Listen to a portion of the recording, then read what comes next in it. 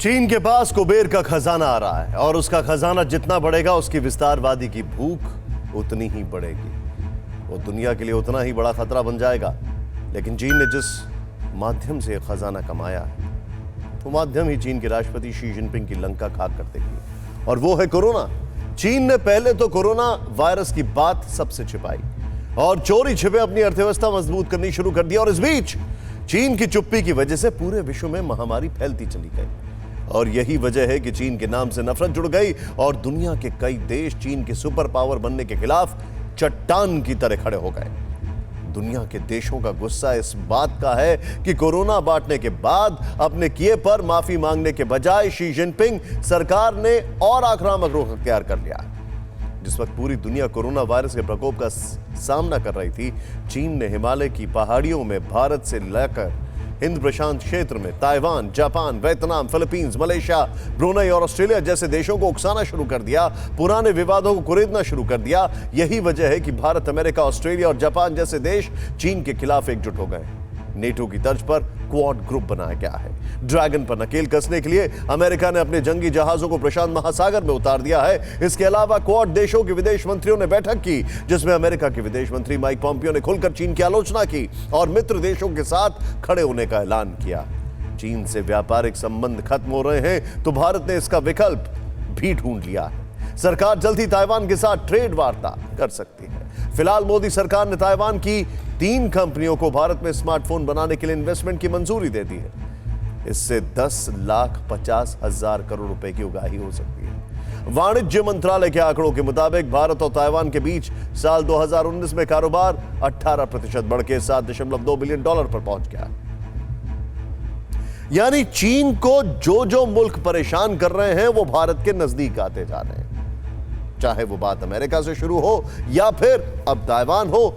और ऑस्ट्रेलिया जो हमेशा चिढ़ता था मालाबार एक्साइज को लेकर, मतलब चीन चिढ़ता था ऑस्ट्रेलिया की मौजूदगी को लेकर, अब वही ऑस्ट्रेलिया भारत के साथ मालाबार एक्साइज भी करेगा। चीन के खिलाफ नफरत कितनी बड़ी है यह भारत में आने वाली दिवाली को लेकर भी दिख रही है। आम जनता से लेकर कारोबारियों तक हर किसी ने दिवाली पर इस बार चीनी सामान के बहिष्कार का ऐलान किया है। देश को आत्मनिर्भर और लोकल को वोकल बनाने की कोशिश में इस बार चीनी लाइट की जगह देश भर में मिट्टी के दिए जलाने की मुहिम तेज हो गई है। इस छोटी सी मुहिम से चीन को करीब 40,000 करोड़ रुपए का करंट लगने वाला है।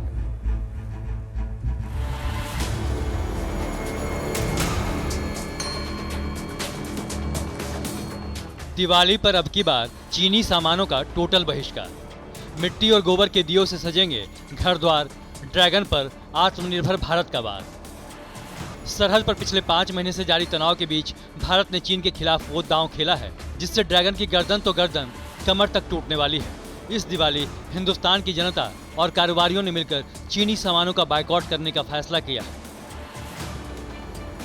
कारोबारियों के संगठन confederation of all India traders का दावा है कि चीन को इस दिवाली कम से कम 40,000 करोड़ का झटका लगने वाला है।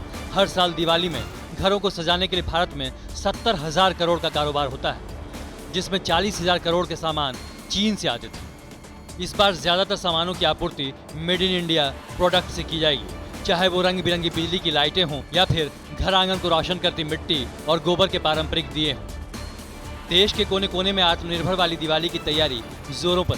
दुकानें सज चुकी हैं, हौसले और उम्मीदों को नए पंख लग चुके हैं। साल आप दिए बनाते थे, रखते थे बाहर, आपकी दुकान भी है, लेकिन एक आपका ये कहना है कि एक मायूसी हाथ होती थी कि जितनी क्वांटिटी में दिए बनाते थे लोग नहीं लेते थे। लोगों से कुछ कहना चाहेंगे आप?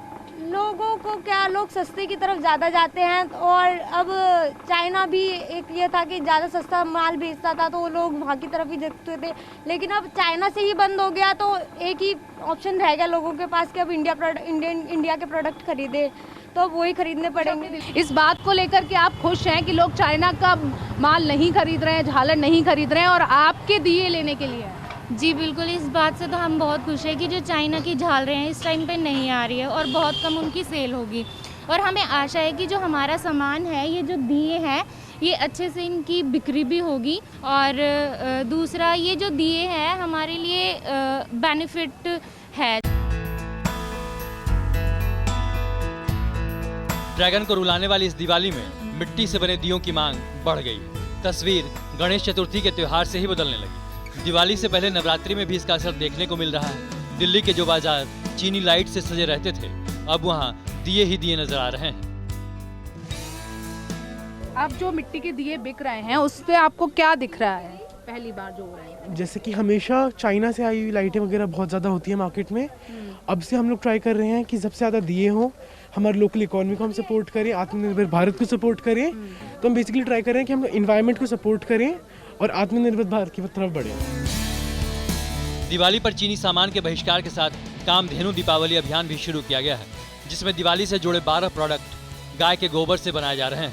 इस मुहिम के तहत देश के 11 करोड़ परिवारों तक गाय के गोबर से बने 33 करोड़ दिए पहुंचाने का लक्ष्य रखा गया है। लोग खुद आत्मनिर्भर बन रहे हैं और आत्मनिर्भर बनने की एक सीधी तस्वीर हम आपको दिखाएंगे। जयपुर के अंदर किस तरह से गाय के गोबर से निर्मित यहाँ पर दिए बनाए जा रहे हैं और ये आप तस्वीरें देख सकते हैं किस तरह से ये जो ग्रामीण महिला हैं उनको रोजगार भी मिल रहा है, आत्मनिर्भर भी वो बन रही हैं और गाय के गोबर से निर्मित ये दिए लगातार बनाए जा रहे हैं। आप किस तरह से ये दिया बनाती हैं और कब से बना रही हैं? किस तरह से बनाते हैं? ये हम गाय के गोबर से दिए बना रहे हैं। अच्छा, कितने एक दिन में कितने बना लेते हैं? एक दिन के अंदर लगभग 2000-3000 दिए बना रहे हैं। जाहिर है आत्मनिर्भर और मेड इन इंडिया प्रोडक्ट वाली दिवाली के फैसले से चीन बौखला उठा है। चीनी सरकार की भोंपू मीडिया गोबर के दिए के खिलाफ प्रोपेगेंडा में जुट गई है, यानी चीन को चोट बिल्कुल सही जगह पर लगी। न्यूज़ टॉप 9 रोज सुबह 7 बजे और शाम 7 बजे सिर्फ TV9 भारतवर्ष पर।